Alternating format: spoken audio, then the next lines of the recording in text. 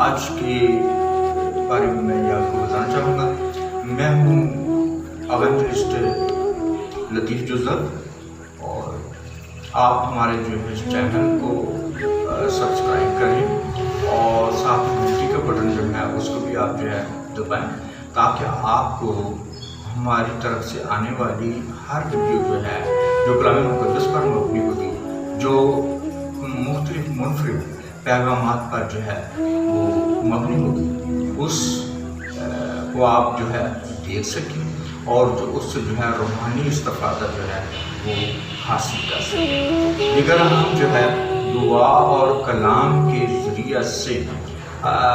जो है चंद एक बातों का जो है और मज़मून का जो है उसकी वज़ाहत करते हैं और बाइबल टीच करते हैं, ताकि हमारे सब बहनों भाइयों को और तमाम जो हमारे मसीह लोग हैं, बल्कि तमाम जो दुनिया के लोग हैं, सब जो है वो खुदा के कलाम से जो है वो इस्तिफ़ादा जो है उसको हासिल करें। आज के जो मज़मून है वो तौबा के मुतल्लिक़ है कि तौबा जो है हमारे लिए कितनी ज़रूरी है। हम देखते हैं हमारे सामने जो आज की तलावत जो चुनी है और तौबा के वास्ते जो चुनी है, उसमें मत्ती की इंजील का हवाला है और फिर जो है नमूने के तौर पर जो है वो यूना के सहीफ़ा से जो है वो बात जो है बताई जा रही है। तो उसमें जो है हम इस बात को खुदा के फजल से अच्छी तरह से वजाहत करने की कोशिश करेंगे और बताएंगे कि इसमें हमें क्या प्रॉब्लम है रूहानी तौर पर, मौजूदा ज़िंदगी में हमारे क्या प्रॉब्लम है और इन प्रॉब्लम से हमें जो है किस तरह से निजात और छुटकारा हासिल करना है। मैं वाज़ह करता हूँ कि मत्ती की इंजील और उसके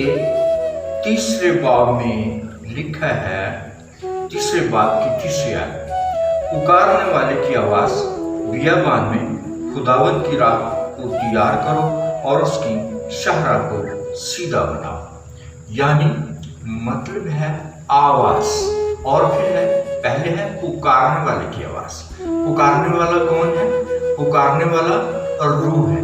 पुकारने वाला खुदा का कलाम है, पुकारने वाला वो आदम है जो नया आदम है। और यहाँ पर यूहन्ना की मार्फत ये बात कही गई है कि खुदा यूहन्ना की ज़रिया से जो कि जंगल में रहता था, इसका मतलब है तौबा और रियासत में रहता था और खुदाए कादिर मुतलक के साथ नहायत ही अच्छे तरीके से जुड़ा हुआ था और उसने जो अपनी खुराक है वो भी उसको, जैसा कि लिखा है कि वो टिड्डियाँ और जंगली शहद जो है उसको इस्तेमाल करता है। बात हुई है पुकारने वाले की आवाज़। आवाज़ में क्या कलाम है? आवाज़ का मतलब होता है सदा, आवाज़ का मतलब होता है सुखन, आवाज़ का मतलब होता है कलाम। कि उस आवाज़ में क्या कलाम है, कैसा कलाम है। आदमी का कलाम जो होता है वो और कलाम होता है, खुदा का कलाम जो होता है वो और कलाम होता है। और यहाँ पर जो आवाज़ आ रही है वो खुदा के कलाम के बारे में बात कर रही है कि खुदा का कलाम जो है वो हमें ये फरमा रहा है कि हम अपनी ज़िंदगी की रविशों को, हम अपने टेढ़े रास्तों को, हम अपने जो भी हमारी ज़िंदगी में खुदा के हुक्म के मुवाफिक चलने के लिए इंजील मुक़द्दस ने हमको खुदावंद यीशु मसीह के ज़रिए से जो हम तक कलाम पहुँचाया है कि हमें जो है अपनी ज़िंदगी में अपनी रविश को किस तरीके से जो है सीधा करना है। क्योंकि हमारी रविश टेढ़ी है, हमारी रविश टेढ़ी हो सकती है और हमारी रविश जो है खुदा की इरादे के मुताबिक और खुदा के कलाम के मुताबिक नहीं भी हो सकती। और इसलिए हमें जो है इस बात की तरफ ये आवाज़ आई है यूहन्ना की मार्फत कि हम अपनी रविश को सीधा करें, हम अपनी शाहरा को सीधा करें, अपनी राहों को सीधा करें जो बड़ी बड़ी रहें, और हम अपने रास्तों को सीधा करें। और इस आवाज़ में जो सदा है वो किस चीज़ की है? और मत्ती की इंजील उसके तीसरे बाब की اس کی تیسرے باب کی جو 6 آیت ہے اس میں لکھا ہے، اور اپنے گناہوں کا اقرار کرتے اور دریائے اردن میں اس سے بپتسمہ پاتے تھے۔ لیکن جب اس نے دیکھا کہ بہت سے فریسی اور صدوقی بپتسمہ پانے کے لیے آئے ہیں تو ان سے کہا، اے افئی کی اولاد، تجھے آنے والے غضب سے بھاگنا کس نے جتایا؟ اس لیے توبہ کے لائق اللہ۔ کلام اقدس کے اس حوالے سے، انجیل کی اس خوشخبری کے حوالے سے ہمیں یہ پتہ چلتا ہے کہ جب یوحنا کی منادی ہوئی تو اس کی منادی پر بہت سی فرقہ جات بھی آئے اور بہت سے دیگر لوگ بھی آئے، اور جو لوگ اپنے گناہوں کا اقرار کرتے ہیں، جو لوگ اپنے آپ کو توبہ کرنے کے لیے خدا کے آدمی کے سامنے، خدا کے بندہ کے سامنے، خدا کے مرسل کے سامنے جو ہے آ کر کے اپنے آپ کو پیش کرتے ہیں اور خدا کے حضور میں پیش ہو کے اپنے آپ کو جو ہے وہ پیش کرتے ہیں کہ ہم اپنی روش سے باز آتے ہیں۔ توبہ کا مطلب یہ ہے اپنے جو گناہ کر رہے ہیں، ہم جو اپنے گناہ کر رہے ہیں ان گناہوں سے باز آنا اور پچھتانا، روزہ رکھنا اور دعا کرنا اور کلام مقدس کی عادت ڈالنا، اس کو روز روز پڑھنا اور پھر مستقل طور پر گناہوں کو اپنے ارادے سے یا اپنے خیال سے دور ہٹاتے رہنا۔ یہ میں ضرور جانتا ہوں اور کہوں گا کہ سب انسانوں کو خیالات کے ذریعے سے خواہشات جو ہیں گھیرتی ہیں، لیکن جو انسان توبہ کے لیے اپنے آپ کو پیش کر دیتا ہے وہ تب ہی اپنے آپ کو پیش کرتا ہے جب یہ بات سمجھتا ہے کہ ہمیں توبہ کرنی چاہیے، ہمیں پاک صاف ہونا چاہیے، ہم غلط ہیں، ہم خدا کے حکموں کے خلاف چل رہے ہیں، ہمیں اپنے آپ کو خدا کے حضور توبہ کر کے اور پاک کر کے پیش کرنا ہے۔ اس طرح سے ہم پاک ہو جائیں گے۔ دیکھو یہاں پر ایک فرقہ آیا ہے، ہم نے 7ویں آیت میں پڑھا ہے کہ جب فریسی اور صدوقی اس سے بپتسمہ لینے کے، بپتسمہ اسی مقصد کے لیے ہے کہ بپتسمہ وہ توبہ کا بپتسمہ دیتا تھا، یوحنا توبہ کا بپتسمہ دیتا تھا، اور بپتسمے کا مطلب یہ ہوتا ہے پاک ہو جانا، دھل جانا، صاف ہو جانا۔ جس طرح کپڑا پانی سے صاف ہو جاتا ہے، بدن پانی سے صاف ہو جاتا ہے، ارادہ جو ہے خدا کا کلام سننے سے، خدا کا کلام سمجھنے سے، اور خدا کا کلام جب وہ تاثیر کرتا ہے تو انسان سمجھتا ہے، تو انسان کی ضمیر، روح، دل اور سب اس کے انسانی اور جسمانی کام جو ہیں وہ خدا کے حکم کے موافق ہو جاتے ہیں اور وہ پاک ہو جاتا ہے۔ روح اسی طرح سے دھو ڈالتا ہے جس طرح سے صابن یا